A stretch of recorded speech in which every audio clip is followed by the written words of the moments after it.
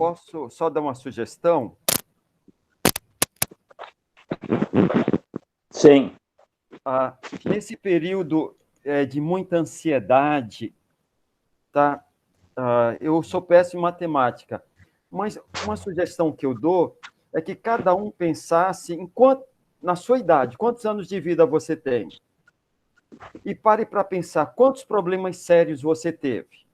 Se nós tivermos um problema sério por ano, ou dois, no meu caso, eu tenho 57 anos. Se eu tive 2 problemas sérios por ano, então, até hoje eu tive 114 problemas. Onde estão esses problemas? Deus me deu vitória. Então, vamos encarar o coronavírus como mais uma vitória que Deus já nos deu. Sabe? Vamos trabalhar a ansiedade. Eu sei que não é fácil, mas olhando para Cristo, para a mensagem dele, pelo que ele já fez por nós, se ele fez por nós até hoje, é uma segurança que nós temos que ele vai continuar fazendo. Então, olha, graças a Deus, os nossos problemas passados são passados, e esse já temos a vitória. Vamos só cuidar da ansiedade, que a nossa vitória é certa em Cristo. Isso é o que importa.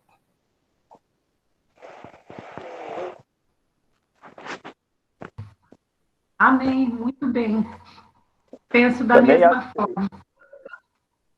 O privilégio é o seguinte: hoje no culto, a gente teve a oportunidade de lembrar o Conjunto Neron de não sei quantos anos atrás, e é sempre um prazer, é sempre uma alegria rever os irmãos que estiveram cantando na nossa igreja, louvando a Deus.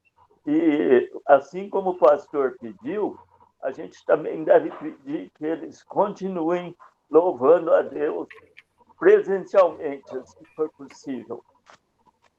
Sim.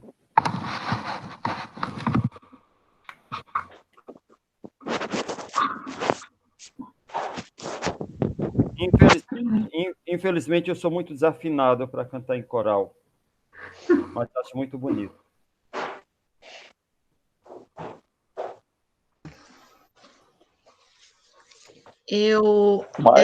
A gente está fazendo algumas reuniões de corais, todo mundo longe, e eu até comentei ontem com meu pai que o canto coral coletivo é muito ruim para a dispersão do coronavírus. Então, pelo jeito, a gente vai demorar um bom tempo ainda para se reunir presencialmente. E quanto a parte da retomada dos cultos, eu acho que a gente tem que fazer tudo com muita cautela mesmo, a gente tem que estar sempre presente, mas orando pela igreja, pela retomada das atividades, mas sempre estar pensando que isso tem que ser feito bastante cautelosamente, né? É verdade. Mas o Dado explicou hoje que vai, no culto, não sei se todos viram, que vai ter já está lá com um esquema de organização muito bem montado e parece que Deus permitirá que alguns de nós possamos estar lá presentes. O Roberto está quase chegando também, mas no limite. Mas Deus abençoa. E eu gosto que a tua postura, Débora, todas as tuas palavras têm sido muito sensata para que a gente não atropele, né? Porque a vontade é de encontrar as pessoas e ir na igreja, mas você tem sido muito sensata, isso é muito importante para todos nós, eu sou muito grato. Amém. Você já falou para a gente. Ele entrou. Bom dia, gente. Bom dia, Eli. Foi uma saga. Mas cheguei. Estamos aqui batendo papo. Não, tá bom. Ok. Foi corrido, mas foi muito gostoso. Tô fazendo inveja para todo mundo aí hoje. Não. Não fala de comida, não, hein? Não. Tô falando que eu pude assistir ao culto na igreja hoje. depois de tanto tempo. Como nós estamos planejando a volta, né? Então, como estamos planejando a volta, a partir de domingo que vem, a gente volta aí com a participação, mas meio que ainda reduzida, né? Então, hoje nós fizemos um teste. Muito bem. Gente, então, desculpa aí pelo meu atraso, mas o motivo foi esse. Eu fui participar do teste lá da igreja e acabei de chegar. Foi meio corrido, né?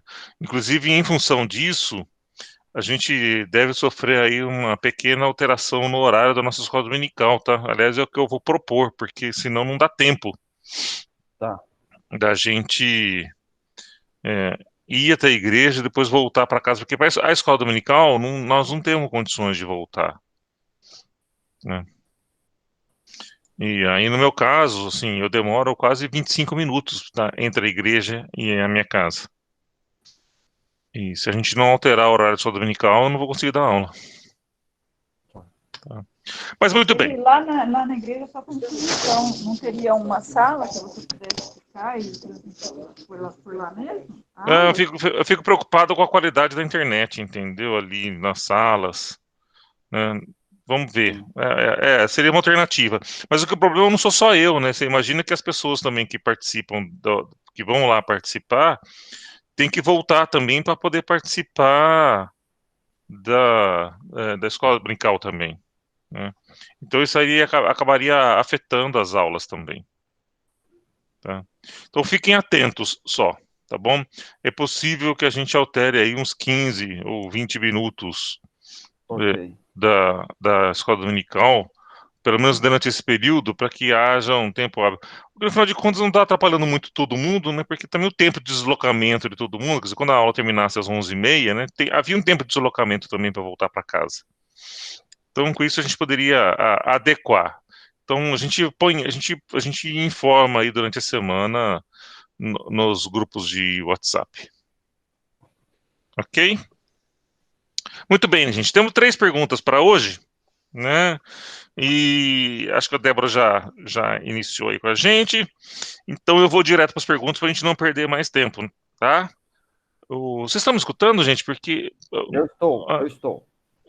A Karina também? Sim. Ah, tá bom. Patroa. Sim. Ok, tá. É que tá meio travado aí o som de alguns. Ótimo. Tá bom. Sim. Tá bom. Muito bem. Primeira pergunta. Mateus 7,6. Alguém pode ler para nós? Mateus 7,6. A pergunta que foi feita é: o que Jesus quis dizer quando disse não devemos jogar pérolas aos porcos? Tá? Nós estamos ainda no capítulo de passagens difíceis, tá bom? Tá? Que não devemos jogar pérolas aos porcos. Não pode ler? Pode. Não deem o que é sagrado aos cães, nem atirem suas pérolas aos porcos. Caso contrário, estes as pisarão, e aqueles, voltando-se contra vocês, os despedaçarão. É uma palavra dura, né? É uma palavra dura. O que Jesus quis dizer com isso? Alguém quer arriscar um...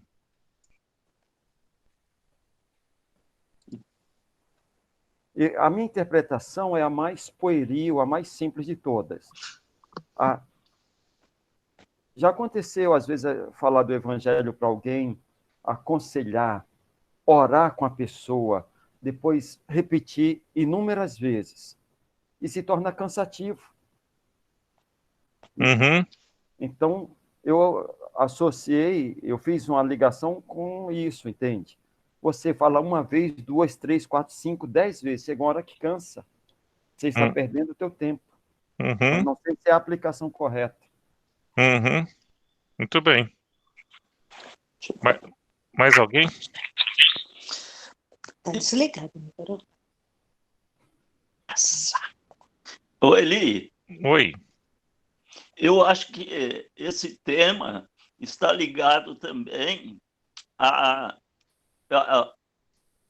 a evangelização em locais inadequados. Eu me lembro de que, há muitos anos atrás, alguém teria dito que ia no carnaval para poder evangelizar.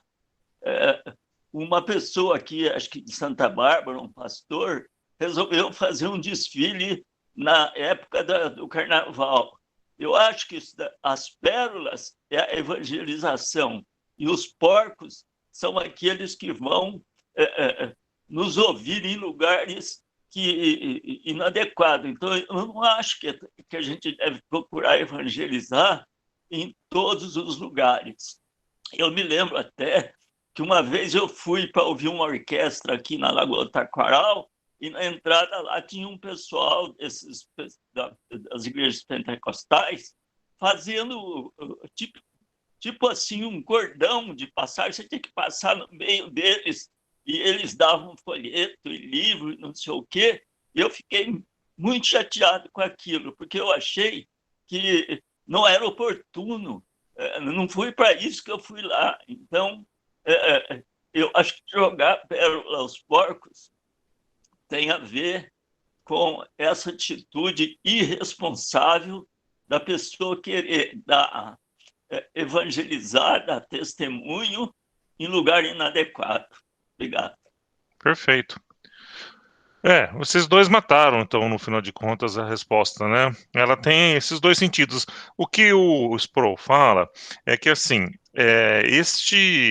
essas são palavras duras de Jesus, e elas chamam a atenção porque isso é incomum, né? Você não enxerga, você não vê lá nas palavras de Jesus, com uma certa frequência, momentos em que Jesus fala de uma forma muito dura com as pessoas. Não faz parte das características de Jesus, né? Jesus, de uma certa forma, ele tem uma mensagem muito mais de amor, de acolhimento, né, de cuidado com as pessoas, mas em determinados momentos, em momentos que são necessários, ele, no final, coloca de forma muito incisiva, né, as suas palavras. Né, mas isso é raro. Por isso que esse texto chama atenção. E a gente, às vezes, parece que a gente já está acostumado com esse até viram recursos de linguagem para nós, né, da pérola aos porcos. Mas imagina que para os judeus, né, você está dizendo que eu estou jogando uma coisa muito preciosa para as pessoas que estão sendo consideradas como porcos. E para um judeu ser considerado como um porco, né, isso é como fala, um xingamento grave. Mas qual é o contexto, né? Aqui o contexto está na comissão dos 70, né? Onde Jesus, então, pega 70 de seus discípulos e distribui para que eles, então, vá pregando o evangelho de vila em vila. E a orientação, então, lá, né, diz assim, olha, que eles deveriam, então, ir pregar. Mas que se ninguém estivesse escutando, se ninguém estivesse ouvindo a sua pregação, né, se ela estivesse sendo lá infrutífera, que não era para eles se abalarem, era para levantar, sacudir a poeira das suas sandálias e vai para a próxima vila, e vai para a próxima cidade, né? Veja que às vezes a gente pode confundir a história de que a conversão, ou eu pregar para uma pessoa para ela se converter, que eu deveria desistir, então, que eu não deveria ser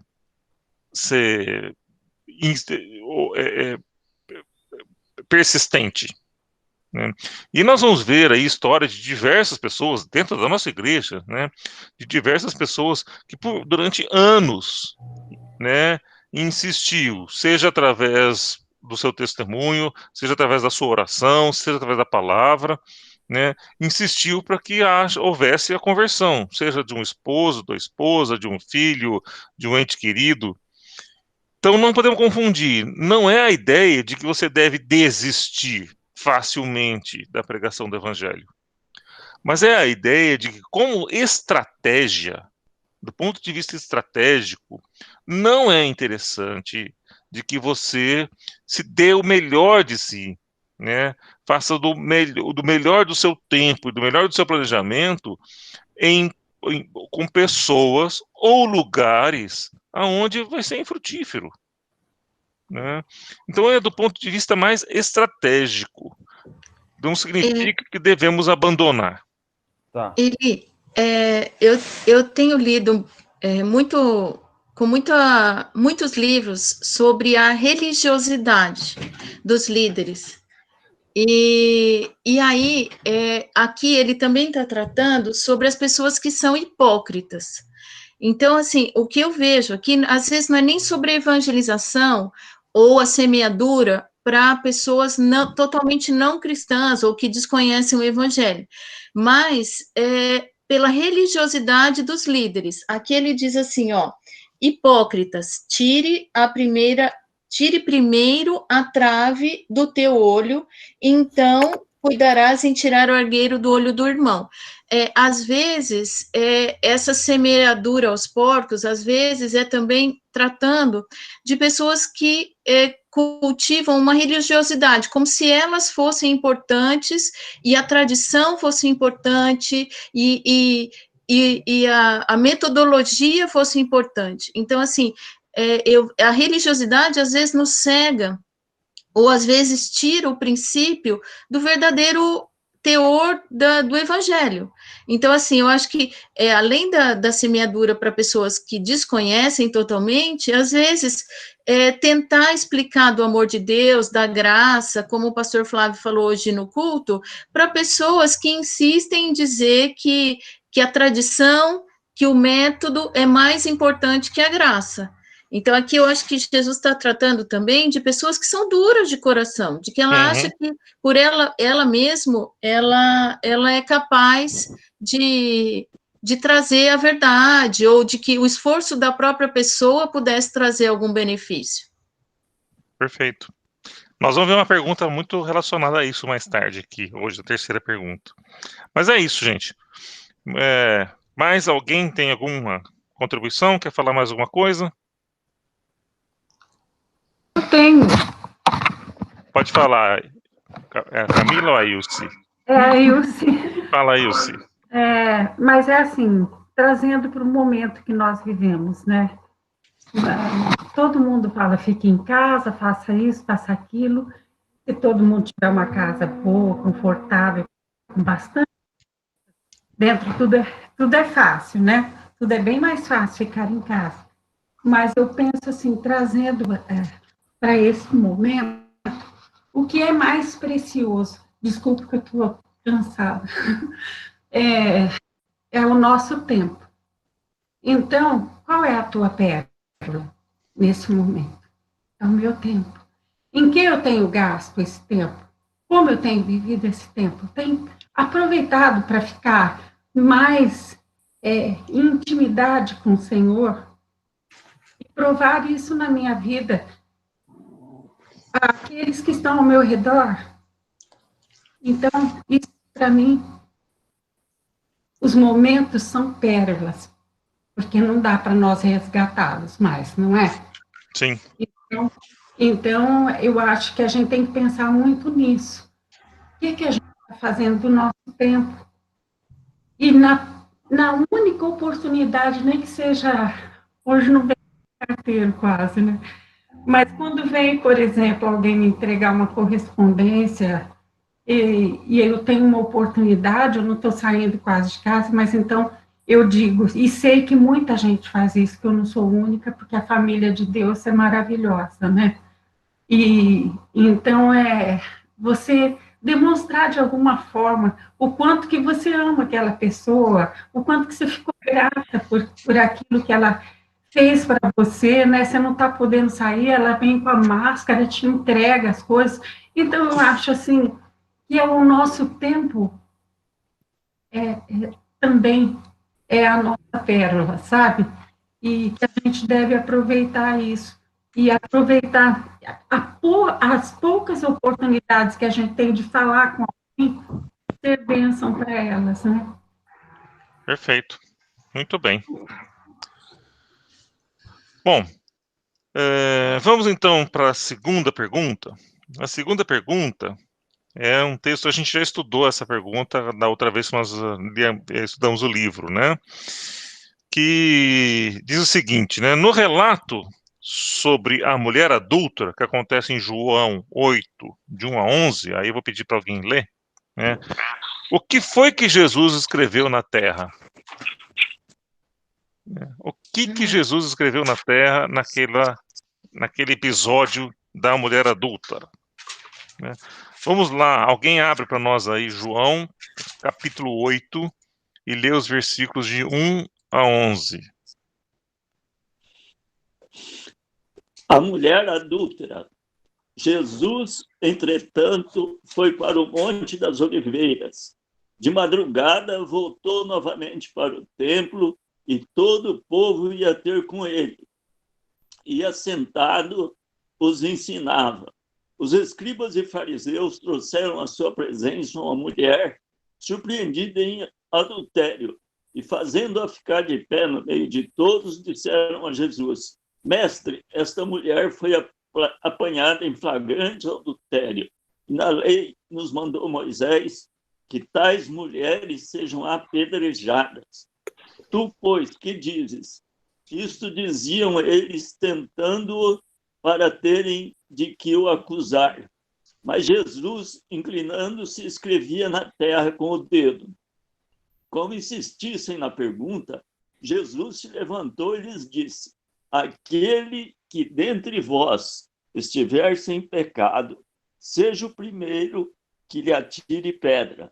E, tornando a inclinar-se, continuou a escrever no chão.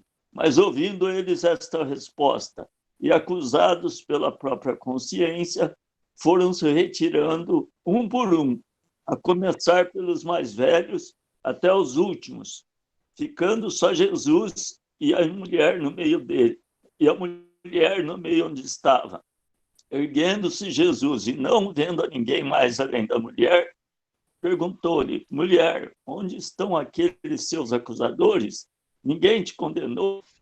Respondeu ela: Ninguém, Senhor. Então lhe disse Jesus: Nem eu tampouco te condeno. Vai e não peques mais. Vai e não peques mais. Muito bem. Então, vejamos que esse é um episódio aí inclusive, muito utilizado, né?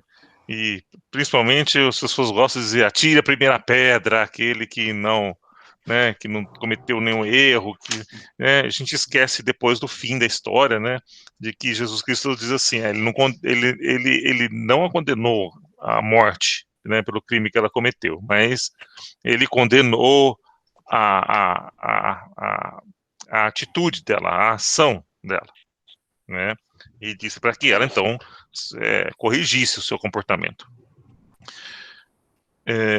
Bom, aí tem um truque, né? Eles queriam, então, colocar Jesus numa situação bem constrangedora, né? Que situação constrangedora era essa? Né?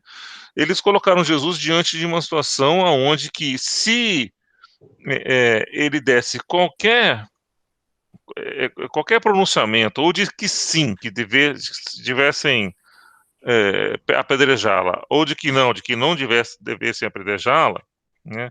Em primeiro lugar, Jesus estava infringindo uma regra Jesus infringiria uma regra que seria a de dar a essa mulher o direito a um julgamento justo, né?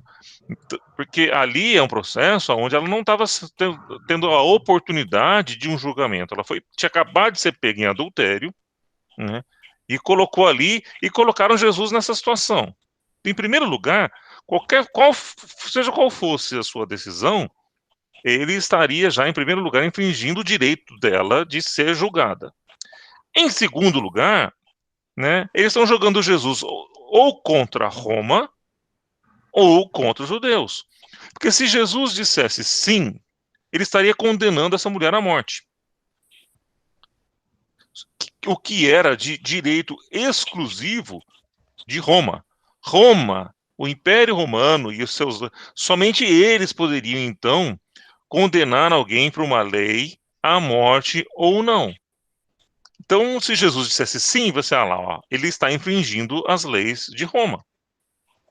Se Jesus dissesse não, ele estaria, então, infringindo a lei de Moisés. Porque a lei de Moisés, então, era clara, dizendo que uma mulher que fosse pega em adultério deveria ser, então, apedrejada até a morte. Essa é a cilada que foi armada para Jesus. Ele está numa situação agora que, seja qual for a resposta dele, nós vamos pegar. Tá? Mas, muito bem, Jesus, então, tem uma saída de mestre. Gloriosa. Maravilhosa. E ele começa a escrever na areia. E a pergunta é na terra ali, né? O que ele escreveu na terra? Que, aliás, é a única vez na Bíblia, tá, que demonstra que Jesus Cristo era letrado, né? Porque poderia, então, escrever. Ler, a gente vê que ele estava ali, quando sua infância ainda, né, discutindo com os anciãos no templo, né, então provavelmente sabendo que ele era capaz de ler e ter lido os livros históricos, né, e a ponto dele poder discutir. Agora, é o único trecho que a palavra que aparece na Bíblia em que Jesus está escrevendo, mas não há um registro do que ele escreveu. E aí vem a curiosidade, né? O que ele escreveu na terra que fez com que todo aquele povo se dissuadisse de apedrejá-la? Alguém tem alguma opinião? Aqui já para ser bem honesto, nós já vamos aqui para o campo da especulação, tá bom? Porque não há como afirmar o que foi que Jesus escreveu. Então, se alguém quiser especular aí, fique à vontade.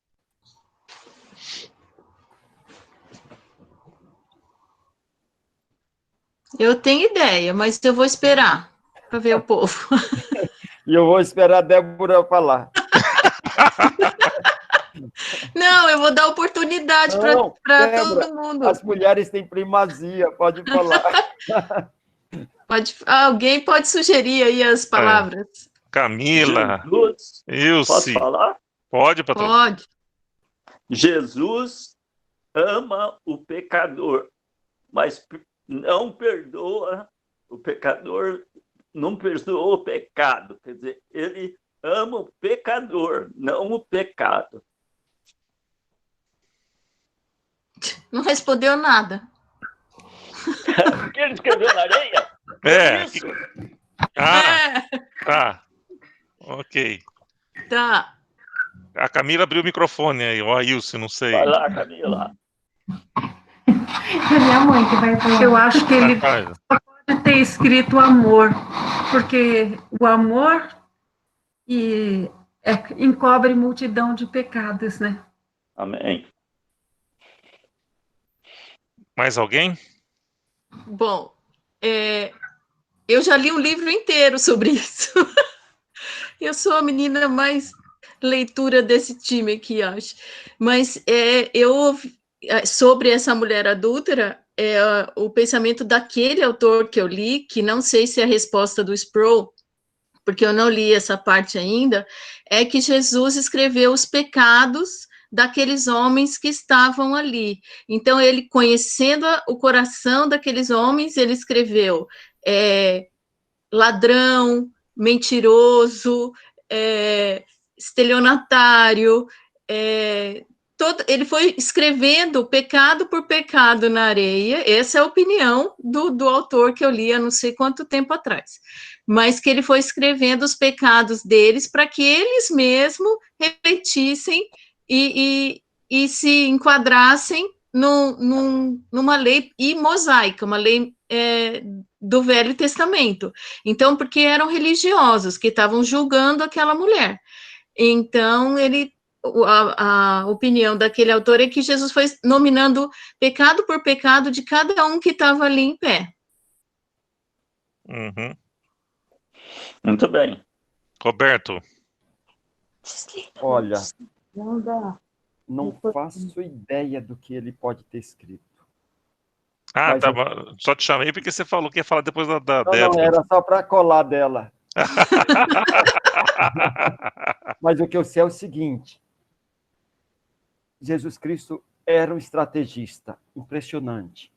Tudo que ele fazia, tudo que ele falava, era para mostrar a condição humana e o propósito divino. Isso me faz ser apaixonado por ele, pela estratégia dele.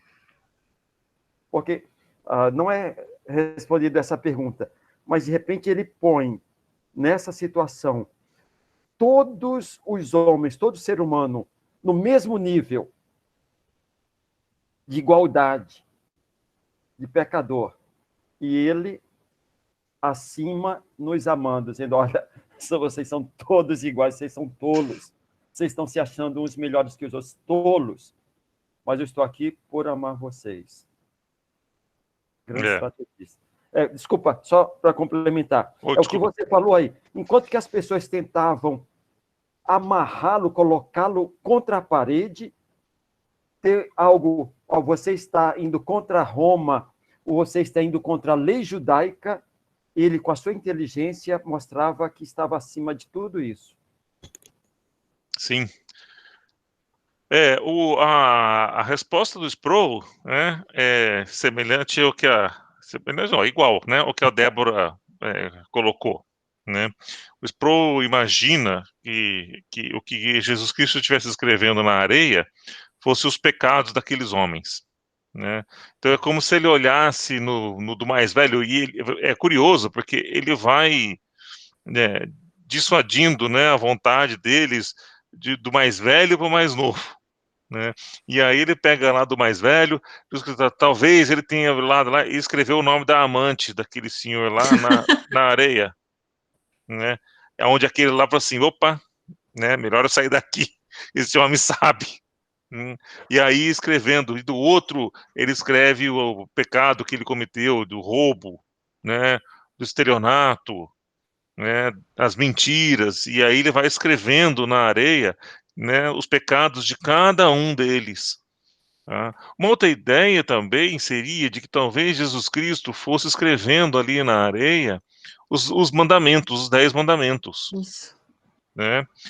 Semelhante como que Deus escreve com o dedo nas pedras dos 10 mandamentos, Jesus Cristo vai lá, então, vai escrevendo os 10 mandamentos na areia para mostrar para eles a hipocrisia deles. Ó, vocês estão querendo aqui apedrejar esta mulher, mas vocês também têm pecado, né? E se você não tem pecado, então pode tirar a pedra. Mas eu vou escrevendo aqui, ó, quais são todos os mandamentos para que vocês então possam verificar se vocês estão aptos a cometer esse ato que vocês estão prestes aí a cometer. Né? E é uma saída de mestre para Jesus, porque no final de contas ele não responde nem que sim, nem que não. Né? Então ele sai dessa situação de uma forma maravilhosa e demonstra ali o seu amor e como também agora o amor de Cristo, mais tarde através do seu sacrifício, é muito, muito maior, né, do que a lei, do que aqueles que viviam única e exclusivamente diante da lei e deixando de lado o que é o amor, o que é a compaixão e o que é, então, a libertação do pecado através do sacrifício de Jesus Cristo. Né? E a gente lembra aqui, né, que essa é para trazer uma lição para nós, né? Que hoje em dia a gente, às vezes, fica através desse olhar do erro dos outros, trazendo grandes problemas para dentro da igreja, né? E o Jesus, através do texto lá de Mateus 18, né, de 15 a 17, né, explica como todos esses casos devem ser tratados. Alguém pode ler lá para nós? Mateus 18, 15 a 17.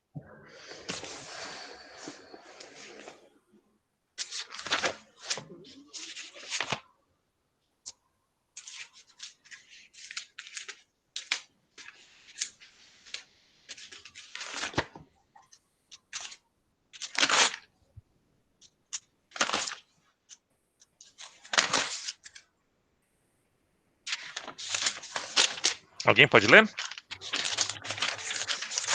Bom, então, eu vou ler aqui, gente, pra gente não... Eu estou aperto aqui, né? Se o seu irmão pecar contra você, vá e a sós com ele, mostre-lhe o erro. Se ele o ouvir, você ganhou seu irmão. Mas se ele não ouvir, leve consigo mais um ou dois outros, de modo que qualquer acusação seja confirmada pelo depoimento de 2 ou 3 testemunhas. Se ele se recusar a ouvi-los, conte à igreja. Se ele se recusar a ouvir também a igreja, trate-o como pagão ou publicano. Muito bem. Até o 17. Então, Jesus Cristo aqui demonstra e mostra, né, qual é o procedimento que deve ser tratado para esse tipo de caso. Em vez de querer fazer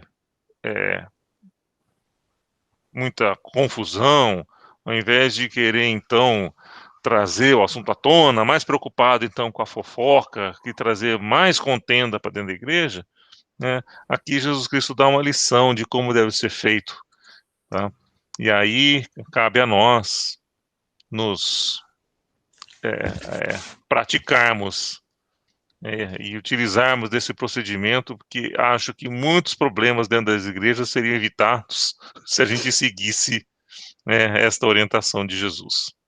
Ele, ainda quanto a essa resposta de Jesus, eu acho que Jesus tem, nesse período em que ele esteve como encarnado, né, ele teve uma preocupação muito grande em falar sobre a religiosidade. Ele fala muito de fermento dos fariseus.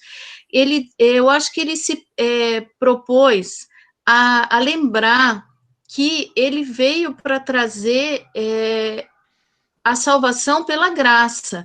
E o que os maiorais, os líderes daquela época, eles consideravam o ritual.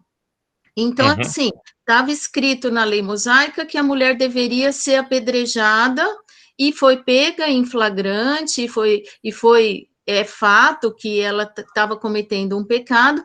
Então, contra isso, não haveria nenhum tipo de argumento. Essa era a regra e esse era o embasamento deles. Então, os religiosos da época, eles não tinham como algumas pessoas falavam, nem o amor e nem a graça. O que era fato era que houve o delito e já está julgado. Então, Jesus traz para essa situação uma nova regra. Jesus mostra para aquele povo que a regra existia, mas ele era um caminho de amor para que aquilo fosse repensado, que as pessoas todas tinham uma nova oportunidade, que aquela religiosidade estava distanciando o povo de Deus, que aquilo já não estava tendo mais a graça, o amor, eles simplesmente eram julgadores. Quem fizesse assim já estava julgado. E Jesus veio para quebrar essa regra de julgamento total e absoluto, porque todo mundo tinha o seu problema. Então, Jesus não veio para julgar, ele veio para curar os doentes, ele veio para trazer, ele veio para aqueles que estavam doentes. E, infelizmente, muitos líderes daquela época e muitos líderes hoje, eles julgam demais as pessoas sem conhecer a real situação, sem conhecer, já pré-julgam, né? As pessoas, por se acharem numa posição mais qualificada, ou por ter mais embasamento da Bíblia, já pré-julga, sem ter o amor de Cristo, sem cuidar da graça, né, que hoje em dia, às vezes a gente esquece que todos merecem a chance, todos têm períodos em que passam por aflições e tem períodos que vão necessitar de uma nova. Jesus não disse, ele falou para perdoar 70 vezes 7.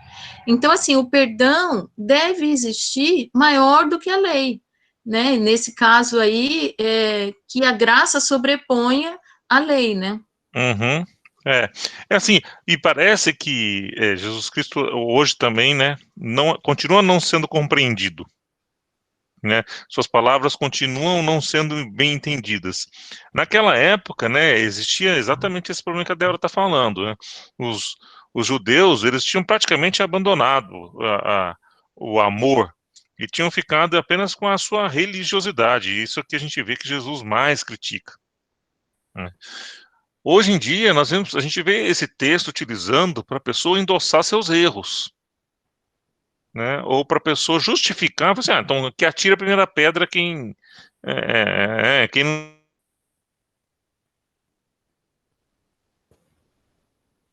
talvez ela está cometendo. E Jesus Cristo não disse isso para justificar o erro. Jesus Cristo disse isso para demonstrar a hipocrisia com que as pessoas estavam vivendo. Mas eu digo, quando alguém diz esse texto, assim, ó, você precisa terminar de ler o texto. Que quando você termina de ler o texto, Jesus Cristo, apesar de não ter condenado a pessoa, o pecador, ele condenou o pecado. Jesus Cristo não disse para a mulher assim, não, tá tudo bem então, né? Ó, te livrei, segue aí tua vida,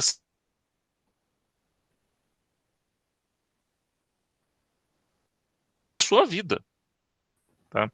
Então, na linguagem de hoje, Jesus Cristo não passa pano para o pecado, né? Ele ama, como o patrocínio falou, Jesus Cristo ama o pecador, mas ele odeia o pecado, né? E então, nesse sentido, ele foi mal compreendido naquela época em função da religiosidade daqueles judeus, e hoje em dia ele continua sendo mal compreendido e mal utilizado as suas palavras, no sentido de que, olha, eu posso fazer qualquer coisa, afinal de contas, o próprio Cristo disse para a mulher, quem não tiver o seu pecado, né, que atire a primeira pedra. Quem nunca cometeu nenhum erro, né, que atire a primeira pedra.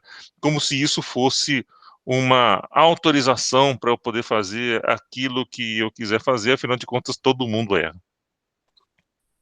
Muito bem, gente. Eli, Oi. Eli, posso dar uma palavrinha ainda?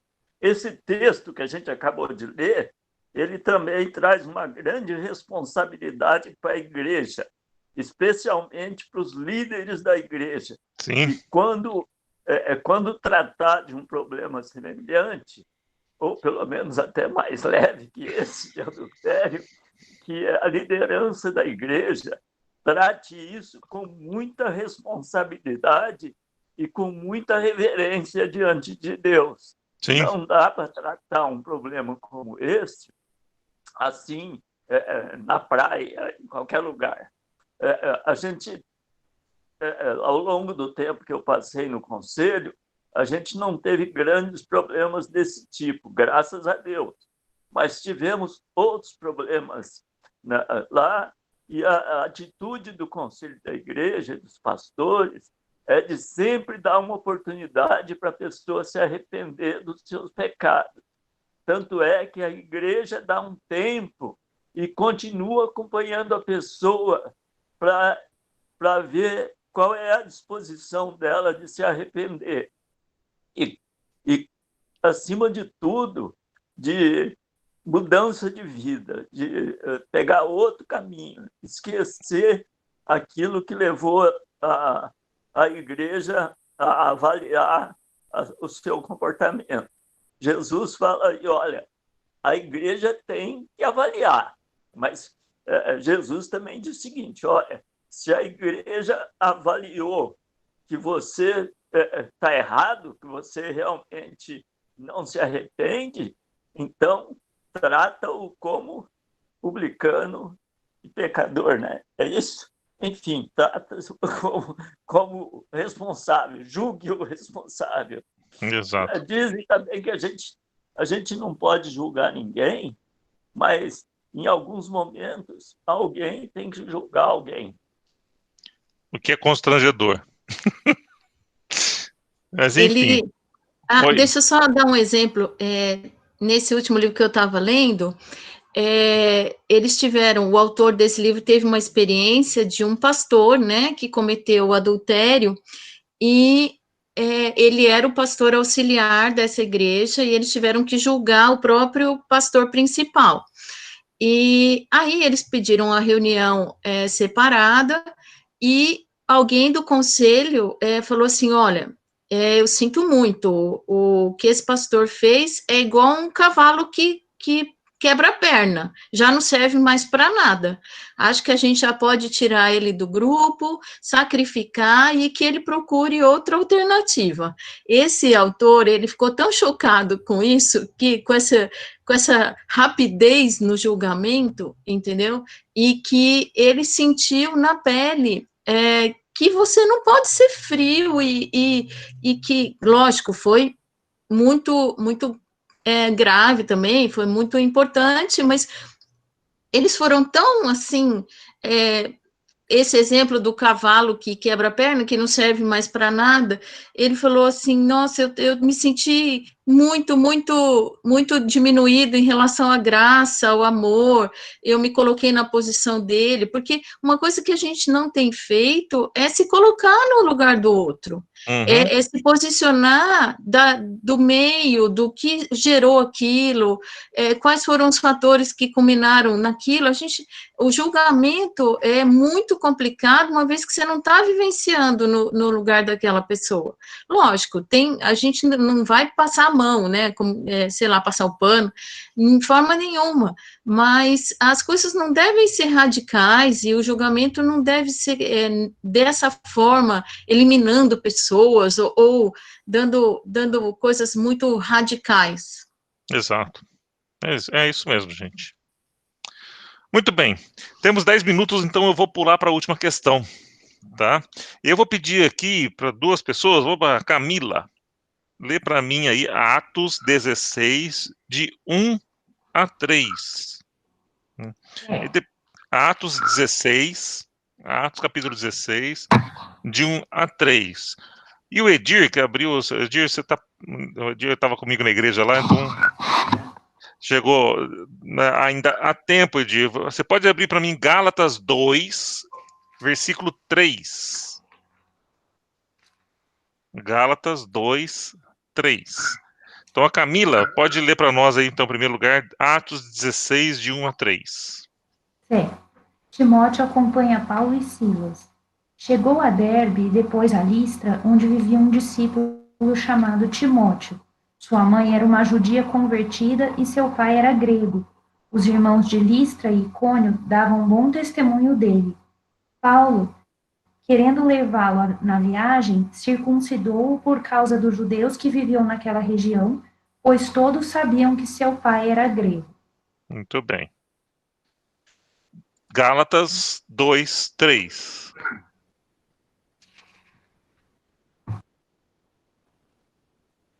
O Edir tá com problema? Acho que travou o Edir. Eu vou ler. Então, eu posso ler?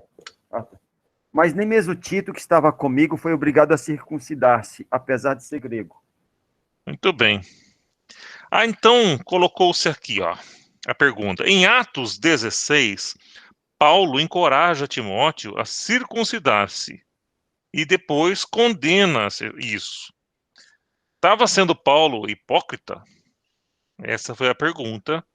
E se Paulo tinha duas medidas diferentes, né? Com Timóteo, ele foi circuncidar. Sugeriu então que Timóteo se circuncidasse. Mas depois ele condena com Tito. Acho que Tito não deveria ser circuncidado. Por que Paulo age de forma diferente nesses dois trechos? Com a palavra a vocês.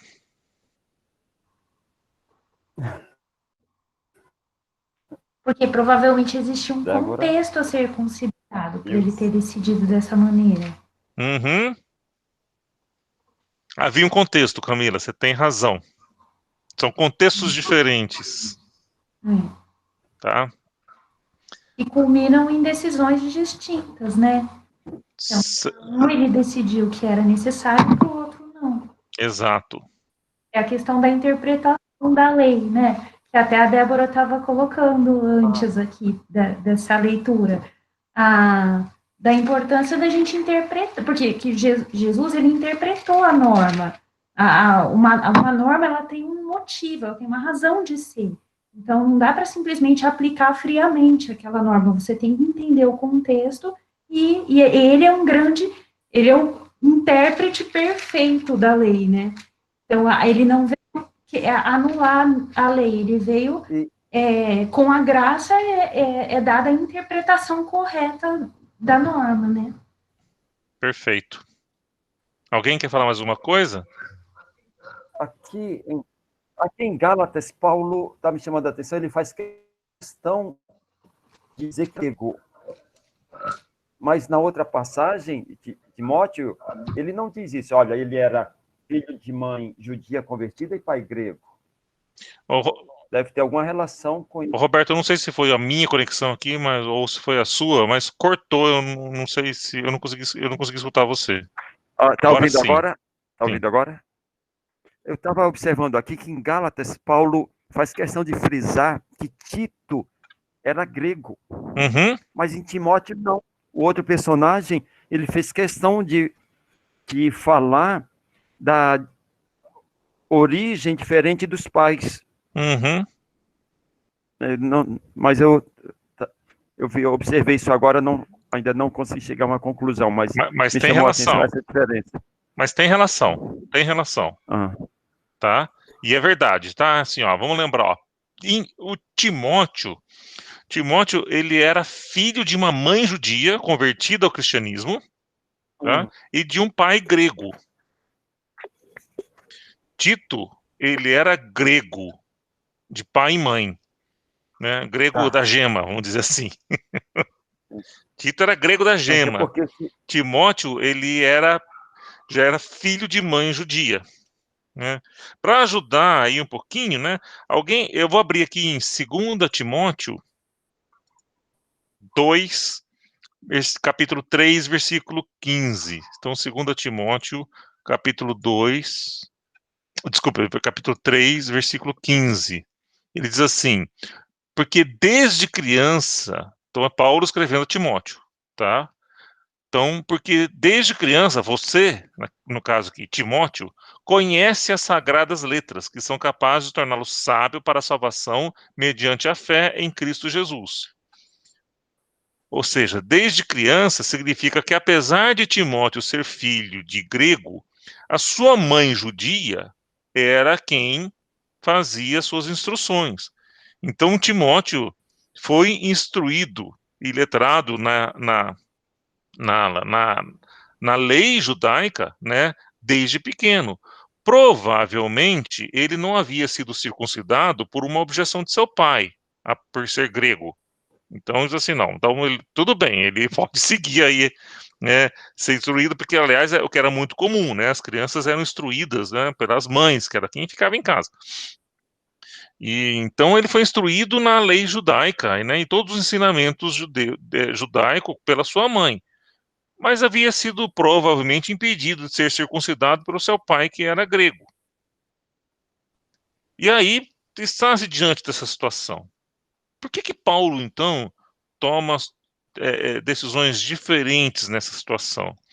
Vamos lembrar o seguinte, nós estamos aqui nos anos 50 depois de Cristo.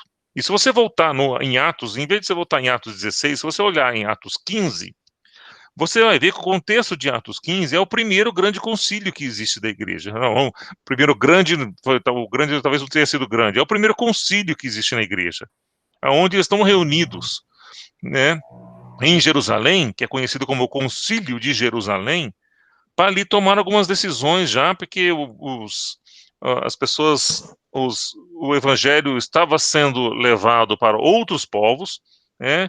Os gentios estavam se convertendo, já existiam as igrejas, né, ali na Síria, na região da Ásia Menor, na Turquia. Então, os judeus estavam se convertendo e havia que tomar uma decisão de quais seriam as leis que iriam ter que seguir esses gentios. Afinal de contas, né, havia ainda lá a decisão dos judeus de que o evangelho, ainda que o cristianismo, né, fosse apenas para os judeus. Bom, se fosse apenas para os judeus, bom, agora tem um monte de gentios se convertendo, né? Que lei que vai valer para eles? Como é que nós vamos, né, tratar esse caso? E aí há esse concílio de Jerusalém, aonde estão reunidos bom, alguns dos apóstolos, né, discípulos também de Jesus, né, alguns presbíteros ali estão reunidos para tomar alguma decisão. E uma das decisões que eles estão colocando ali é se deve circuncidar ou não os gentios. Esse é um tema que está sendo debatido. Isso no capítulo 15. E logo no capítulo 16, então, né, bom, e ali há a defesa de que eles não deveriam ser circuncidados, que os gentios não deveriam ser circuncidados.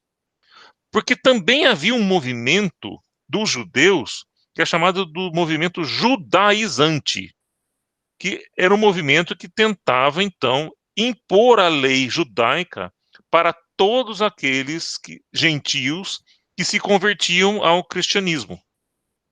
Então, alguns judeus convertidos ao cristianismo, mas ainda muito apegados às leis judaicas e querendo impor a todos os gentios que se convertessem ao cristianismo as suas leis judaicas.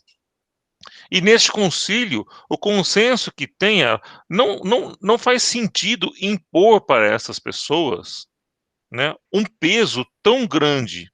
E eles dizem um peso tão grande porque os judeus, era tanta lei, era tantas minuciosidades nas leis judaicas, que eles tinham consciência de que nem mesmo eles, que foram criados dessa forma desde pequenininho, né, com tanta importância essas leis, nem eles conseguiam cumpri-las.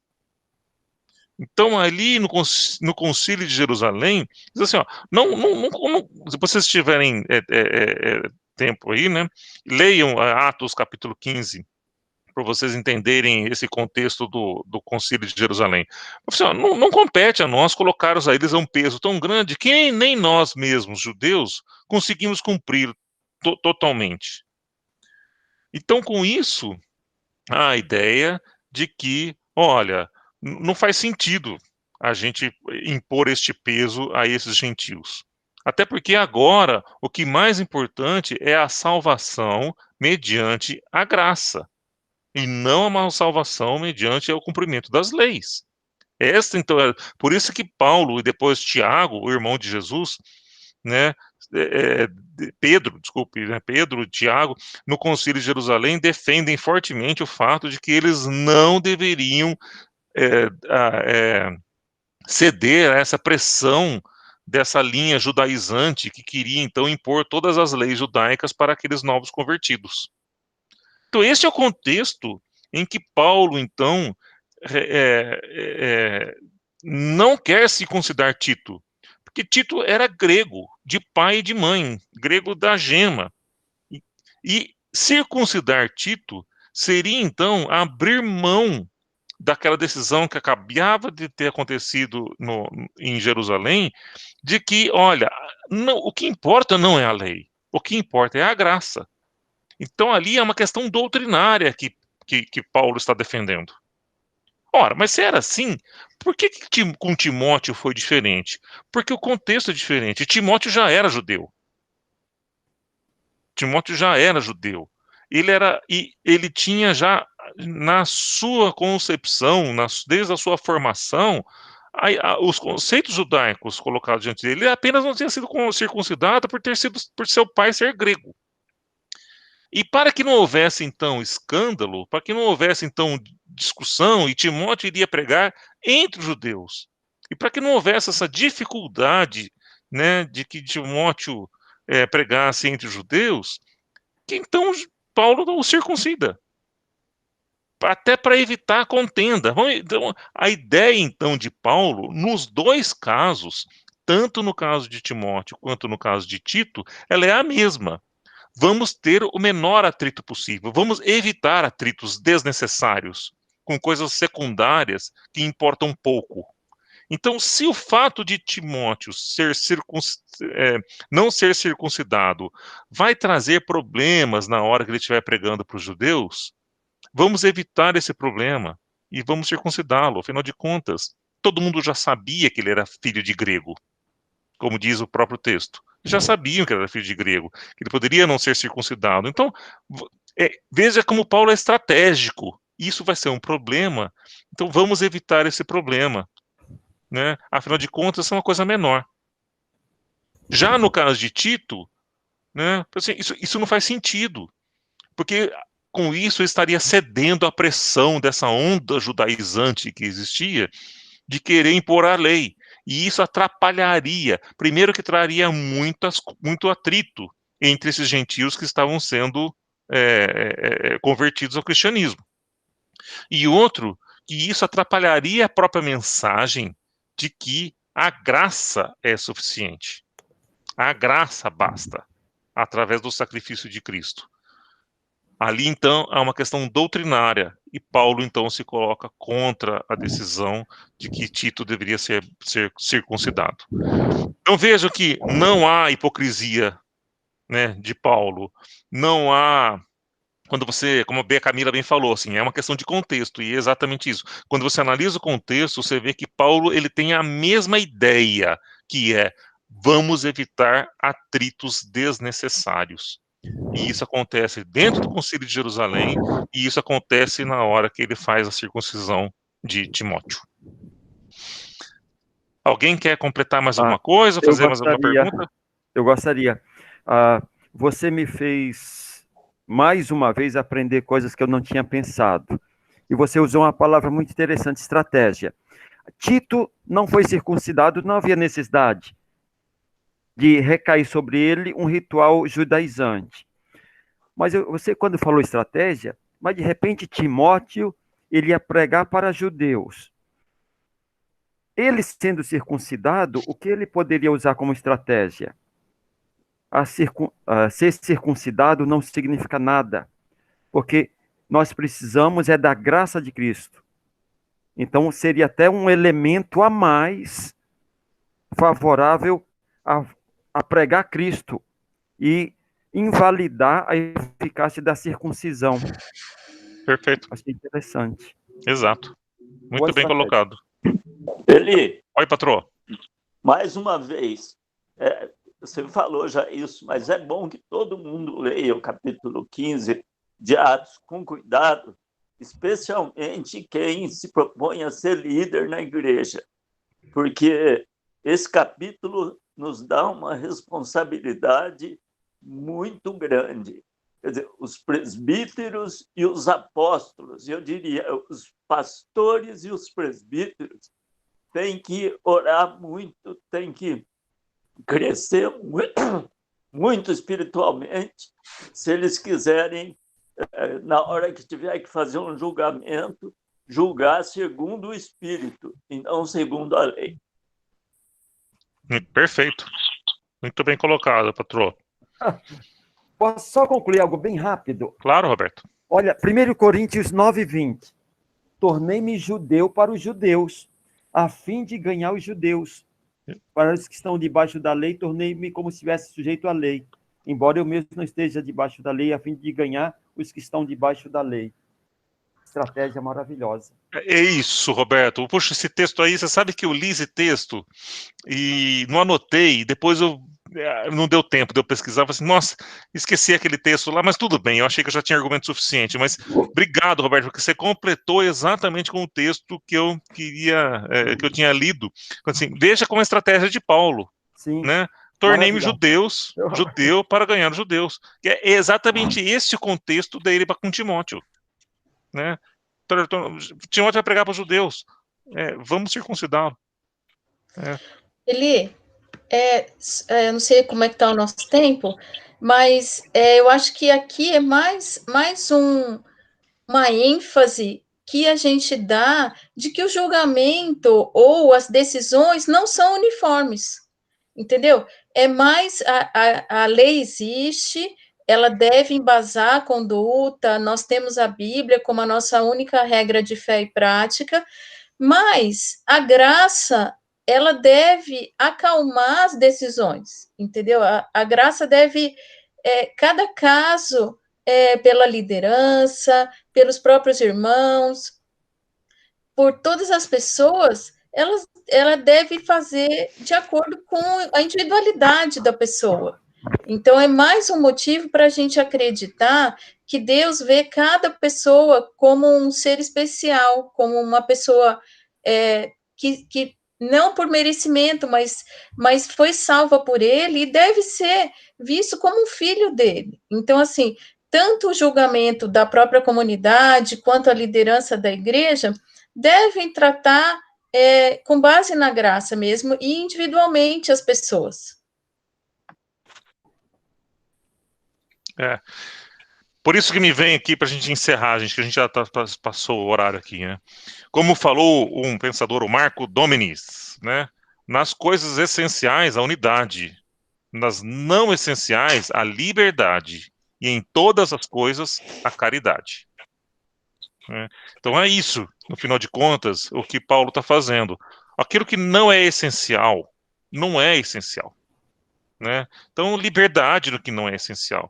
E como eu estou recomendando que vocês leiam Atos 15, vocês vão ver lá que no final de contas existem apenas 4 recomendações ali que o Concílio de Jerusalém dá aos gentios convertidos ao cristianismo do que eles deveriam seguir como lei ali sobre para se for sentar na mesma mesa para comer e tudo mais, quais seriam as recomendações que eles davam. Então vejam que há então uma definição daquilo que é essencial. Essa parece ser, Paulo parece ser muito estratégico nas suas colocações, inclusive depois Tiago, né, nas suas colocações, é um concílio onde você vê esse debate muito muito bem registrado ali, assim, né, dá para entender o que estava acontecendo nesse contexto onde o evangelho se propaga para os gentios, e aí vem assim, e agora o que a gente faz? Muito bem, gente, nós passamos aqui 10 minutos, eu agradeço aí a atenção de vocês, desculpem o atraso, vamos ver como é que vai ser semana que vem, tá, porque a gente então volta, mas eu acho que na outra semana ainda pode ser um pouquinho pior, porque a gente deve então ter Santa Ceia, que é o primeiro domingo do mês, e o culto pode demorar um pouquinho mais. Então fiquem atentos aí, eu vou propor lá que a gente atrase a escola dominical aí uma meia hora, de 15 minutos a meia hora, para a gente dar tempo de todo mundo chegar. O Edir mesmo, né, hoje, e a Maria José estavam na igreja lá hoje cedo, né, mas no final de contas, entre fechar tudo, sair, as coisas, né, acaba atrasando para chegar na aula de escola dominical. Então isso não deve atrasar não apenas os professores, mas os alunos também. Tá? Então fiquem atentos para que semana que vem a gente não, se houver alguma mudança, para que a gente veja através dos grupos de WhatsApp. Tá bom? Gente, muito obrigado. Bom domingo a todos. Muito obrigado. Agradece, Felipe. E boa semana. Oi. Deus abençoe a todos. Camila, quer falar alguma coisa, Camila? Não, falei, a gente que agradece. Tá bom, Felipe. ok. Um bom domingo. Obrigado, gente. Bom domingo a todos. Bom domingo. Bom dia pra Até todos. mais. Bom dia. Mais Bom uma vez, domingo. obrigado.